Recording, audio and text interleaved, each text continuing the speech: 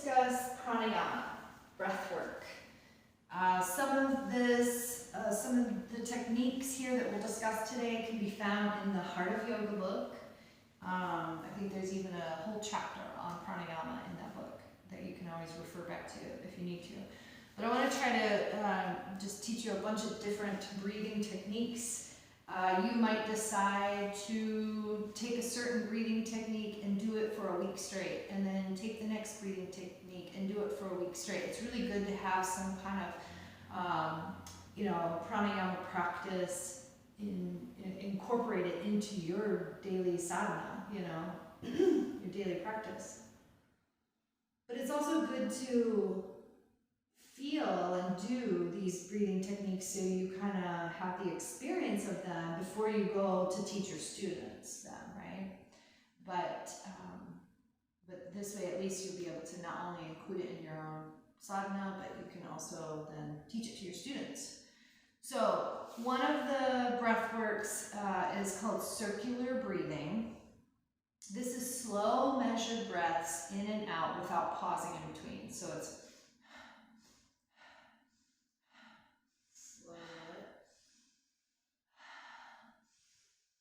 doing that a little fast, but you want it to be slow but balanced. You want to think about the exhale going right into the inhale and the inhale going right into the exhale. So slow, balanced breaths.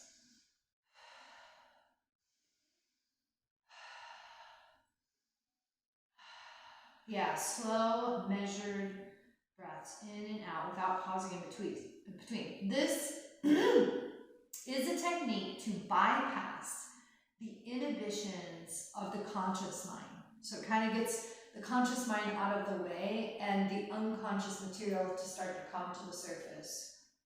It's helpful to release emotional energy and helpful to release trauma. So if you have someone who is having an experience after a yoga nidra practice, and they're like, oh my gosh, what's this? All this stuff is coming up, then you might go, okay, let's breathe with me, let's do this.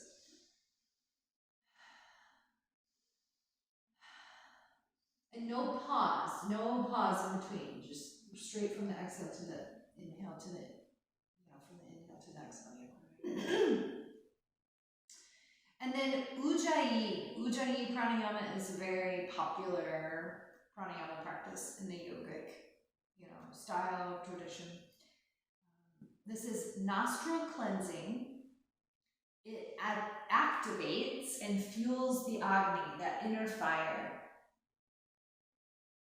It increases your breath awareness. It increases body awareness. It increases alertness.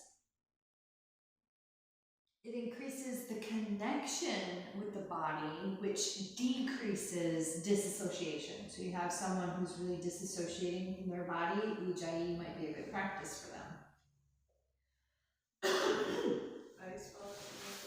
Yeah, it's U-J, oh my gosh, A-Y-Y-I, Ujjayi.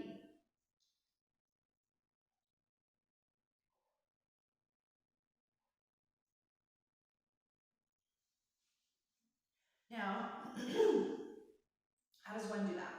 So Ujjayi is done. First, I like to describe, how you have sunglasses and you kind of fog them up. You to wipe them. So that throat activation that we do when we're, trying to clean sunglasses is like my favorite analogy to describe anyways. But we do it with a closed mouth. So closing the mouth, we're still activating that throat valve. So we would inhale through the nose and then exhale, activate the throat valve. So we're exhaling through the nose, but on the exhale, we're activating that throat valve and we're making that noise. So sometimes people call it Darth Vader breath because you kind of sound like Darth Vader. Or ocean breathing is another term that I've heard used for it. And I like to tell people who really struggle to sleep at night to bring Ujjayi in and visualize the tide of the ocean. So on your inhale, you would inhale through the nose, and at the same time, you would visualize that wave washing up on the shore. And then you would exhale through the nose, activating that throat valve and making that noise. And you would visualize the tide going out again. Yeah. And then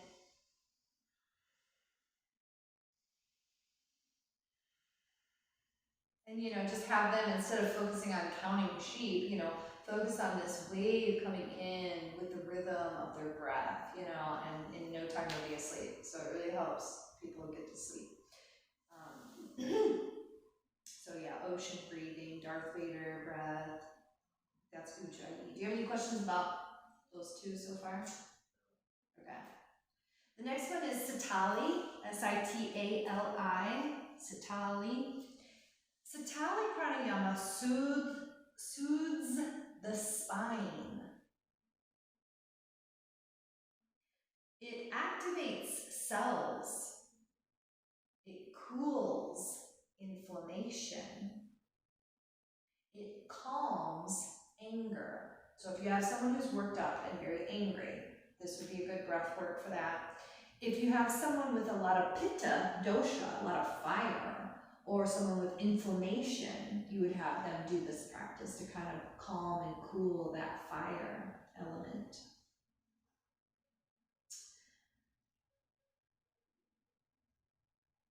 And there's two ways, some people can't curl the tongue. So the first way is, if you can curl the tongue, you would curl the tongue and you would stick it out and you would inhale through the mouth and exhale through the nose. So it looks like,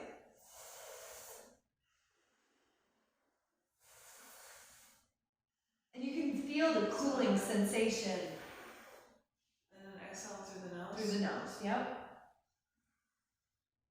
So it's more about that inhale, that cooling inhale, and then just a relaxed exhale. Now, someone who can't curl the tongue, because sometimes there's people who can't curl the tongue, you would place the tongue on the roof of the mouth, and you can still feel the cooling air coming into the throat. They're just coming in through the sides instead of the center. The sides of the mouth instead of the center of the mouth. So it's...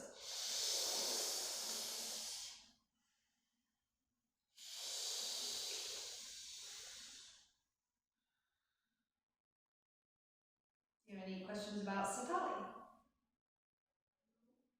Okay. So there's two different names for this next one. Really known as box breathing. You'll hear box breathing. Can also be known as breath in 4 parts. But this breath work increases breath awareness or breath consciousness and can also be calming. So we're inhaling to the count of 4. We're holding the breath for the count of 4. We're exhaling to the count of 4. And then we're holding that retention, that empty outness or that empty feeling for the count of 4. And then we're inhaling. So you might even guide your people. You might go, inhale, 1, 2, 3, 4. Hold, 1, 2, 3, 4. Exhale, 1, 2, 3, 4. Hold, 1, 2, 3, 4. Inhale, 1, 2, 3. And take them through those rounds. Yeah.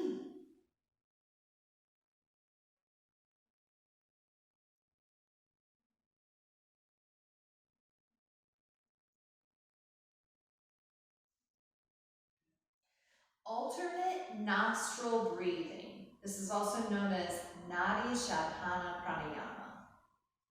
Alternate nostril breathing. This regulates blood pressure. So if you have someone with high blood pressure or low blood pressure, it's going to regulate it. It activates both hemispheres of the brain. So it's going to also bring balance to that, that everyone has feminine energy and everyone has masculine energy. So it's going to bring those more into a balance. So if someone's super masculine and needs more feminine, you might have them do this breath work. If they're super feminine and need more masculine, it brings balance.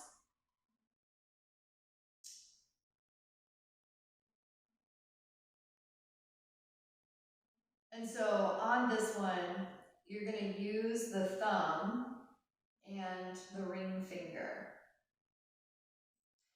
And, you know, you can either have everybody bring the index and the middle finger down and out of the way, or you can have them place the middle finger and index finger on the third eye. It just kind of depends. Some people might feel like, oh, that's very nice and calming, or no, that's distracting, you know.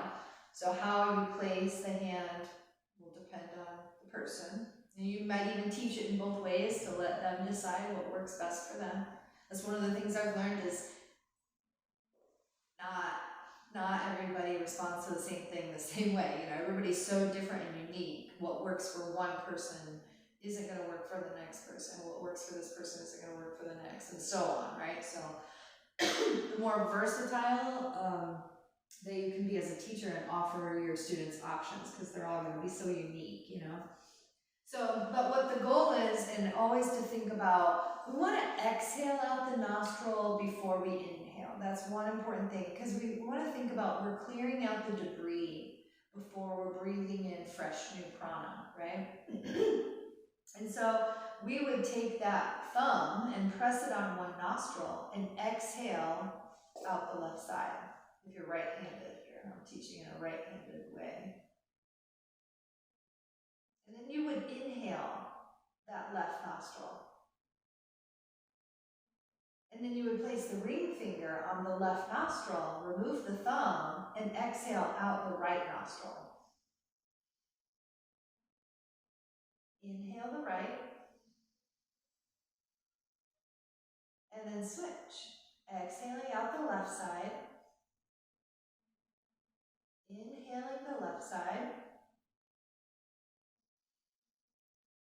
and switch. And of course you want to empty out completely, and you want to fill up completely before switching to the other side. And then you want to get to a point where you set your students free to let them flow in their own. You know, everybody's going to have different lung capacity, so they might be able to take bigger inhales or shorter, you know, let people, you know, go at their own pace. Yeah, that's alternate nostril breathing, or Nadi Shatana Pranayama. So Brahmari breath. Brahmari breath is B-R-A-H-M-A-R-I. Brahmari. One more time. B-R-A. B-R-A-H-M-A-R-I.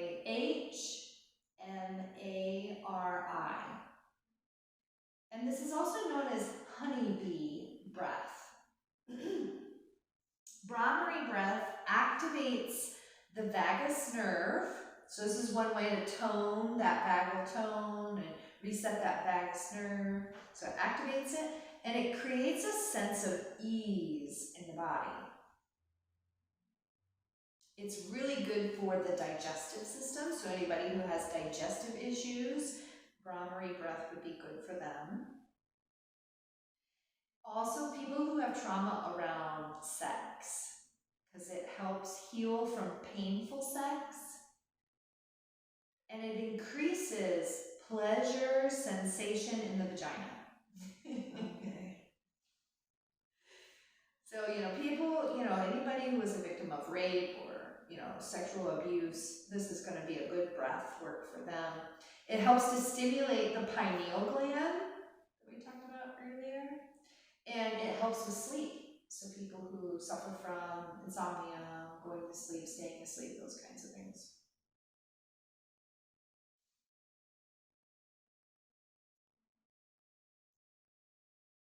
And this one, there's a way, I think you can even find it in the Heart of Yoga, but there's a way that you place the hands in such a way so that we're closing off. We're doing pratyahara, we're closing off. So we're not seeing anything, we're not smelling anything, we're not hearing anything. So it really like moves you in. I know it looks kind of silly. But we're covering the nostrils, we're covering the ears, we're covering the eyes. We're going to take an inhale. Maybe open the nose to, you know, or inhale through the mouth, either or, whatever you're comfortable with. But the whole point is the exhale. We're going to buzz like a bee. So big inhale.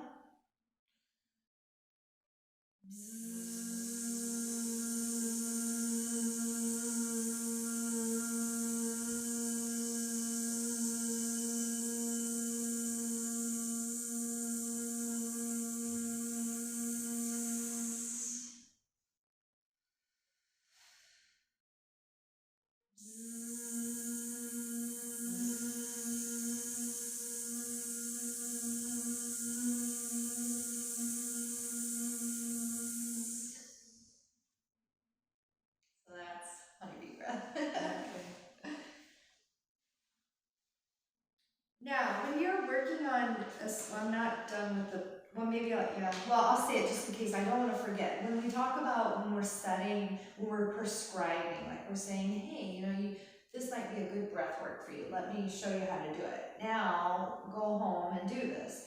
You might wanna say, do a round of 8. You know, and 8 is a good, you know, if they're like super like, if they're a hot mess, maybe you just want to start with 5. Do a round of 5, you know. But, you know, an 8 is a good number. Eventually you want, okay, can you do a round of 12? You know, start them small and work their way up. I've got people though, like that, you know, if they are really, if they have a lot of rajas, if they're rajasic in the mind, they're very busy in the mind, they have a lot of anxiety and they're stressed out and stuff like that, you might say, set a timer on your phone. And every hour, set an alarm on your phone. Every hour, let that alarm go off. And when it goes off, then set a 5-minute timer. Do this breath work for 5 minutes, you know, and, or maybe even just 3 minutes. It's not so much about the length of it as it is at first it might be just how often they're needing to do it. So we can get them doing this very often. Okay, now we've changed their nervous system, you know. Okay, now we might do that for 1 day or a week, you know, depending on, now the next week. Okay, now we're only gonna set that timer off 3 times a day, morning, afternoon, and evening, okay? And in that time, now we might make the duration a little longer. We might go to 10 minutes, or we might do a round of 12 counts, you know, that kind of thing. So it might be real short, but more often in the beginning, and then eventually get them to the point where they're not having to do it as often, but maybe diving into doing it for longer periods of time, if that makes sense.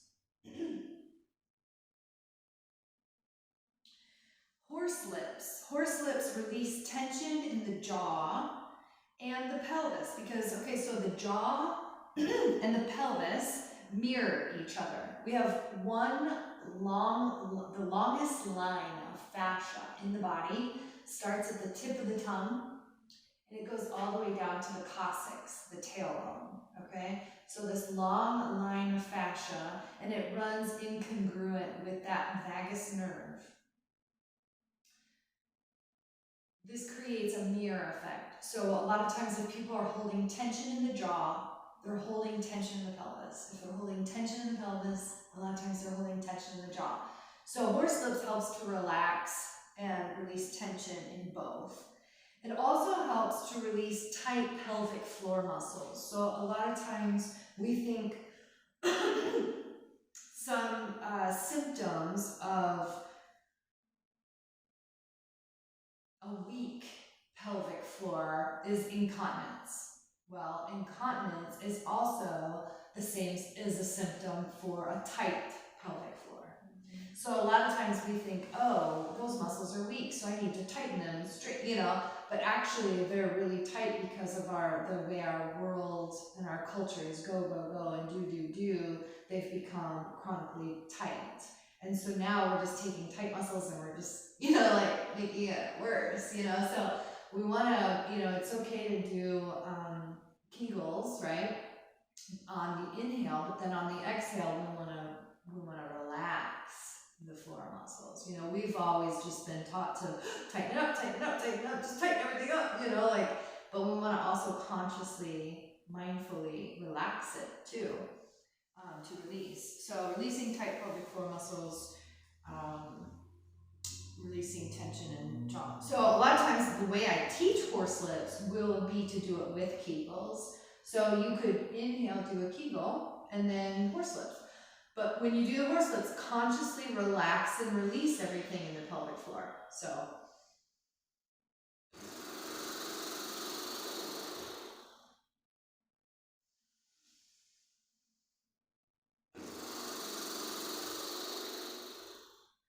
you're exercising those muscles as you inhale, and then on the exhale, you're consciously relaxing and releasing.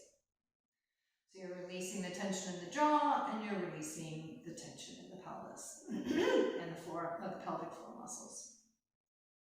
Any questions so far? Okay. Kapalabhati, it's Kapalabhati.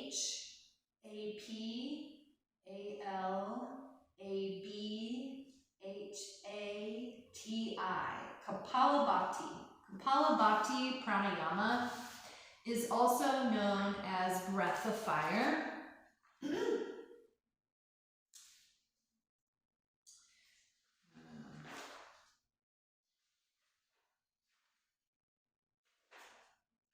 That's not a, sorry, I want to make sure.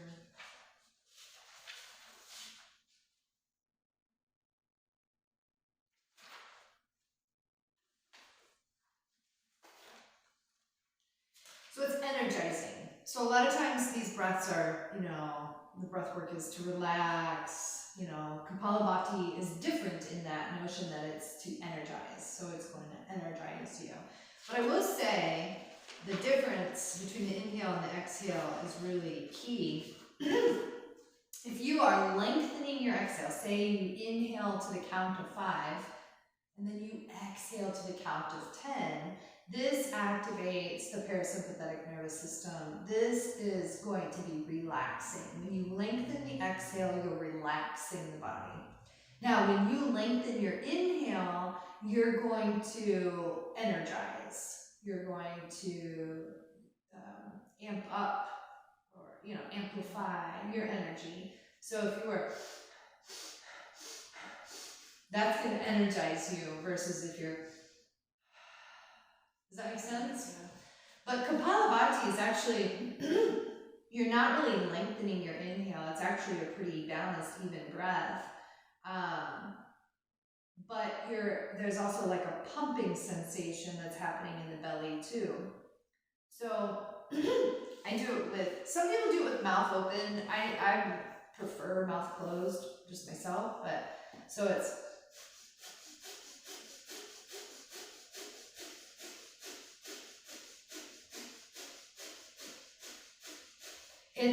short, fast-paced breaths.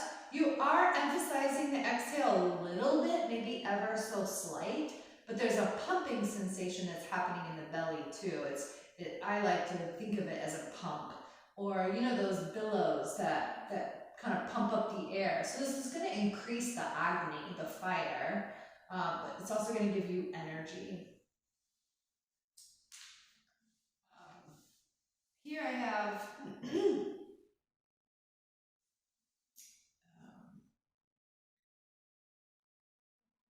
it says, I like to think of this yogic practice as a technique that makes the brain shine. Kapalabhati is a rapid exhalation breath pattern aided to strong abdominal contractions. So, you will be working your core muscles, so it's good for core.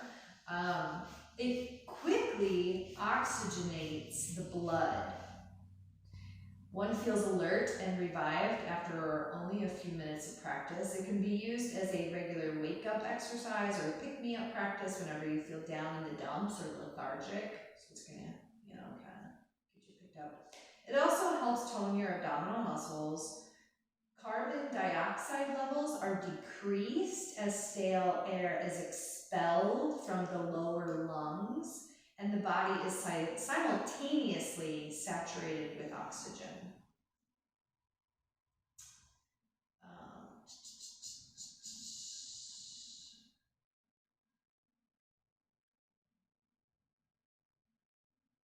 You wouldn't want to do it right after eating, which anything yoga, I always tell people, you don't want to eat 2 to 3 hours before yoga, breath work, you want to do these kinds of things on an empty stomach, even meditation.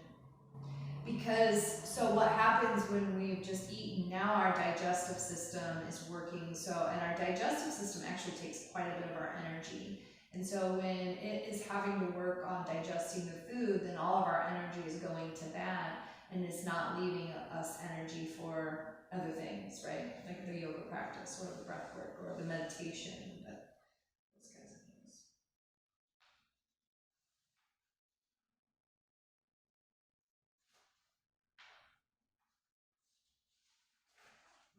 I think that's everything I have on Kapalabhati.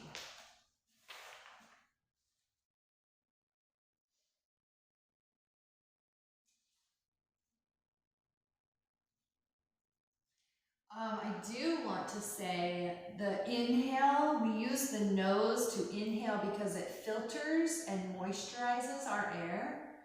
And we exhale using the nose because it helps to calm the nervous system. It warms up the muscles, it warms up the blood, and it helps to find relaxation. Lengthening your exhale is important to those in pain. So if you have someone with a lot of physical pain, lengthening their exhales, it relaxes the nervous system and helps with pain. So now we have 3-part breath. 3-part breath is bringing awareness to the belly, the ribs, or lungs, and the chest. So you might say, inhale belly, hold. Inhale chest, hold. Inhale, inhale lungs or rib cage, hold. And then inhale chest, hold. And then exhale, relax everything. And then inhale belly, hold. Inhale ribs, lungs, hold. Inhale chest, hold. And then exhale.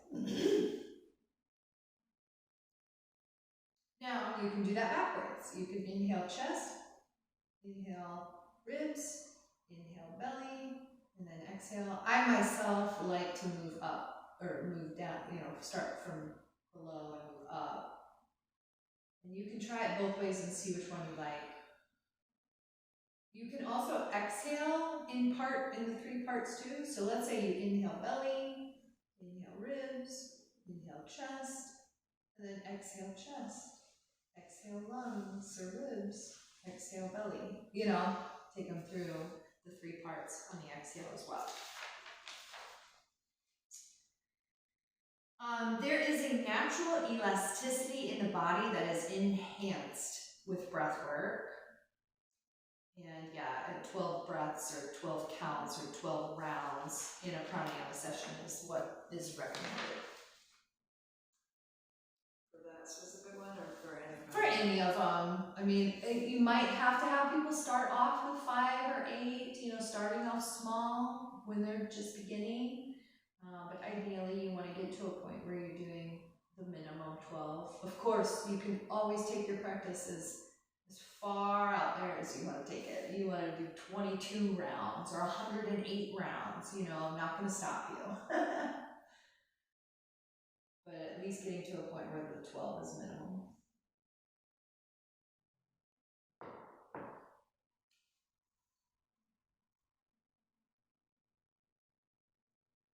So there's one called the breath of joy. This is really great for kapha season, and kapha season is that kind of winter,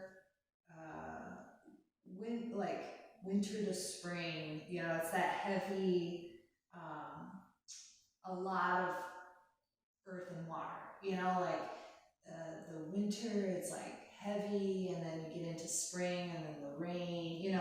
So. The heavy quality of kapha, the breath of joy is really good for that. It breaks up stagnation. And this one actually we stand on. And so it's inhaling 3 parts with conducting the arms, and then we exhale, fold into a forward fold. So it's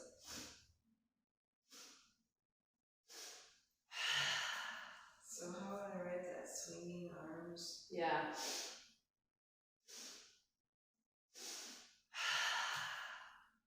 Swinging arms 3 times while inhaling.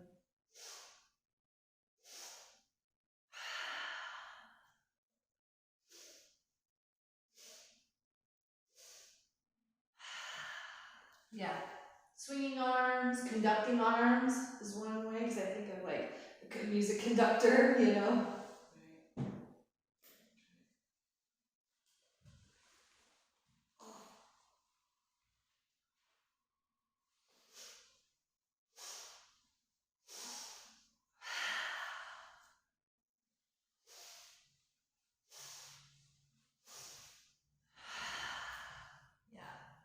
You can do it with a smile because it's breath of joy.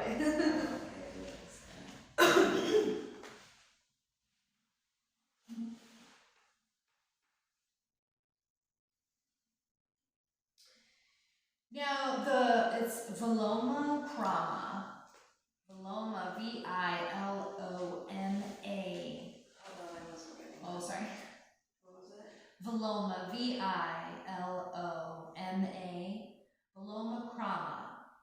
Krama, K-R-A-M-A. So this is also known as stair step breath. And my teacher, you know, she likes to teach it in a reclined down angle, you know, where the knees are bent. So she'll have you set up like this to start. And one hand on the belly and one hand on the chest. And so it's similar to the 3-part breath, but here's where you only have 2 breaths in and 1 long exhale. So it's 1 breath in belly, 1 breath in the chest, and then 1 long exhale out through the nostrils or pursed lips. Like imagine you're breathing out of a straw. So your lips are kind of pursed. It's not like a open mouth exhale, it's pursed lips. So breathing in the belly, breathing in the chest. First breath is belly. Yep.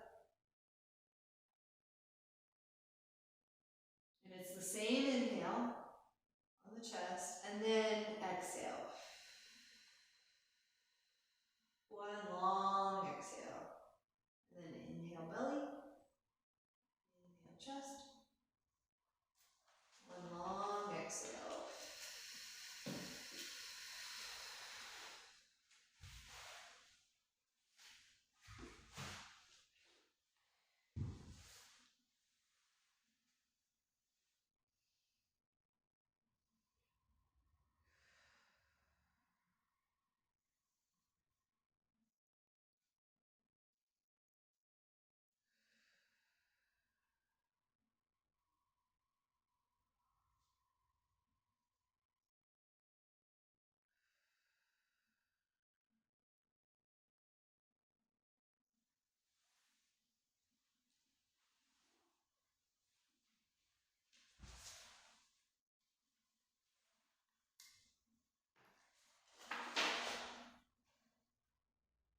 So the only benefit that I have for Viloma Krama is it's good for the lymphatic system.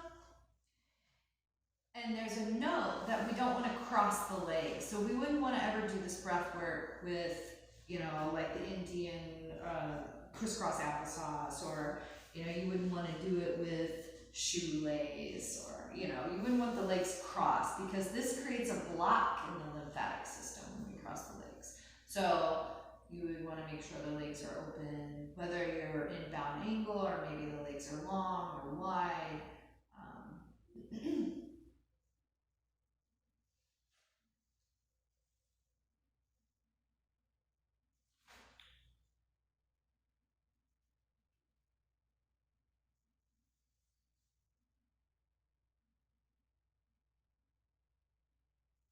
Now there is a breath pranayama practice called Bhastrika, and it's B-A-S-H-T-R-I-K-A. And this is the pranayama practice that I am the least, I don't do this one very often.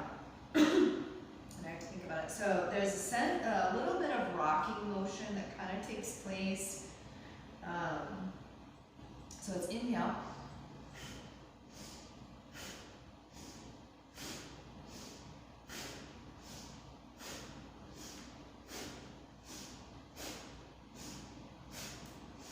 So it's a kriya, kundalini kriya, and you're exhaling the arms forward and the back of the hands are together, you know, and you're inhaling, opening everything up.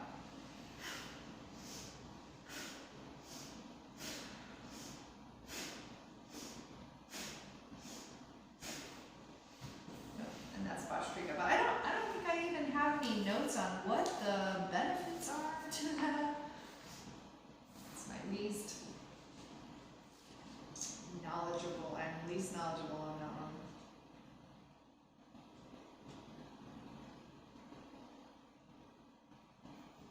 So the reason we call this pranayama, prana is that which is infinitely everywhere, the life force, energy, and ayama, to stretch or extend, right? So prana can be described as something that flows continuously from somewhere inside us, filling us, keeping us alive. It is vitality. Too little prana in the body can be expressed as a feeling of being stuck or restricted. And if prana does not find sufficient room in the body, there can be only one reason. It's being forced out by something that really does not belong there, like dis-ease. We call it rubbish. And when we practice pranayama, we reduce the rubbish and concentrate more and more prana within the body. So we increase our vitality, we increase our life force, we increase our energy. So breathwork is super important.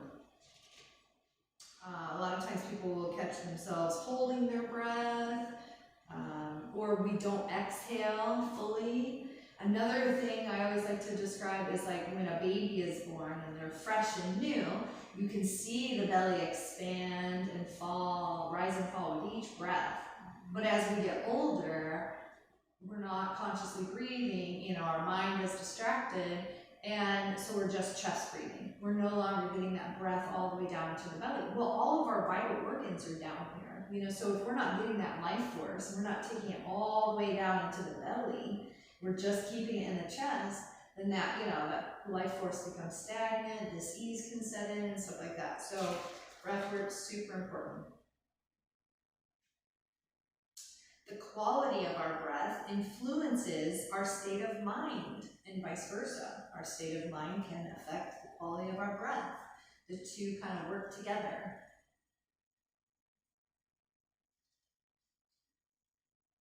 What happens in the mind influences the breath. And in order to influence our prana, we must be able to influence the mind. The change in the breathing pattern influences the mind.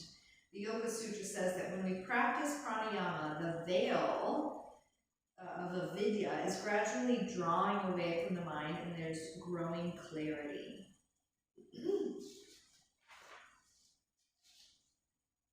Without prana, there is no life. Prana is transformed in the body into various powers and is involved in processes that ensure that we rid ourselves of what we no longer need. It's the power of prana that can free the mind from blocks and thereby lead us to greater clarity.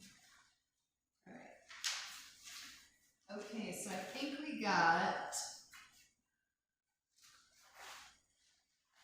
Oh, wait.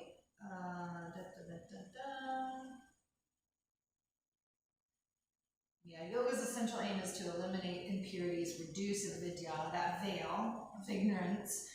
Through this elimination alone, positive results can come about. If something in us is preventing a change from occurring, then we need only to remove the obstacle, and the change can take place. The exhalation is vitally important because it transports impurities from the body, making more room for prana to enter.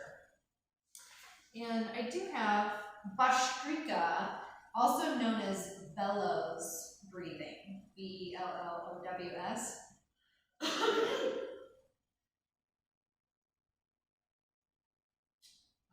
It's important not to breathe too rapidly with Bhastrika.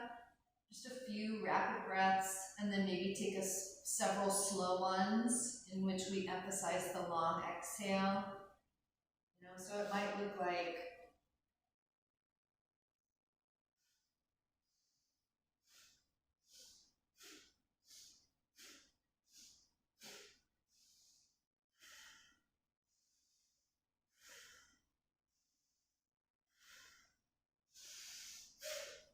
you might speed up and then slow down, and speed up and then slow down, kind of the important aspect of our posture is that the spine remains upright. So you want to feel comfortable keeping the spine upright. So the movement, the rocking is more happening in the hips, sit bones. So being mindful of the spine, so we're not just undulating the spine. Bellows breathing goes with Bhastrika. Yeah.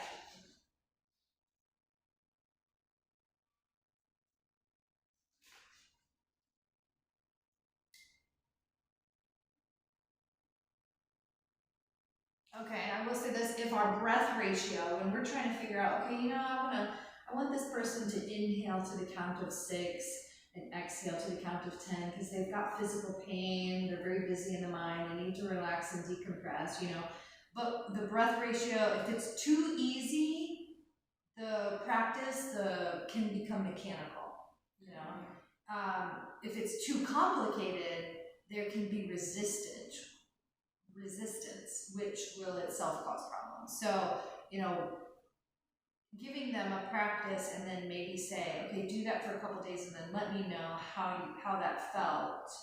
You know, if you were feeling a lot of resistance or was it just too easy? If it was too easy, then maybe make a more challenging ratio. Okay, I want you to inhale to the count of 10. I want you to exhale to the count of 20. Or, you know, like something more challenging, but not too complicated that they're just resisting it. The 2 factors to make a breath ratio suitable is 1, what is possible, and 2, what are our goals? So yeah, like depending on, are they needing more energy? Are they needing to break up the stagnancy? Or are they needing to relax because they're too busy in the mind? Or What was the second goal? So what is possible is the factor, and what our goals are is 2, is the second factor. So depending on what their goal is, and what is possible for them, because we want to make it, we want to meet each person where they are, and then show them what they can do instead of giving them something they're not ready for, because then they can just shut down and give up, right? Yeah. So when I empower them, show them what they can do. Now, a little bit on breath retention. There's a practice, central practice of traditional Hatha Pranayama, Kumbhaka, Kumbhaka,